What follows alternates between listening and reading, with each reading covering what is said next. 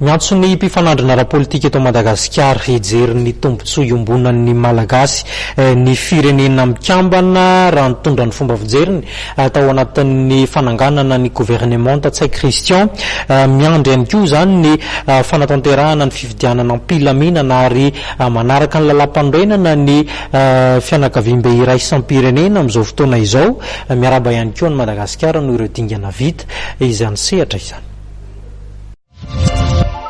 Nitondra fiarabana noho ny fitsanganan'ny governemanta vaovao sy ho an'andriamato ny saint Christian izay voafito premier ministre marimaritra iraisany tamin'ny alalam-pitondra-teniny hijery Stéphane Naumaly ny secrétaire général ny firenena mikambana Antonio Juter.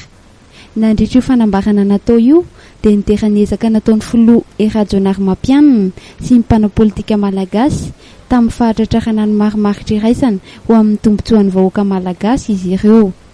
Miantso ireo mpandray anjara ara-politika hatrany anefa izy ireo mba hanamafy ny fifanankalozan-kevitra, hanamafisana orina ny zava-bita eo amin'ny fanamafisana ny fandriam-pahalemana sy ny demokrasia eto amin'ny firenena, indrindra mba tsy hanimbana indray ny fandrosoana makany amin'ny fampandrosoana maharitra. Nambaran'ity mpitondra-teny ity koa fa manohana amin'ny fifidianana am-pilaminana sy araka ny lalàmpanorenana izay atao eto amintsika amin'ity taona ity ny firenena mikambana. Ny sekretera jeneraly izay mankasitraka hatrany ny fiarah-miasa akaiky atao amin'ny firenena mikambana amin'ny alalan'mpanolotsaina manokana azy Abdoulaye Batili ary ireo mpiara-miasa iraisam-pirenena.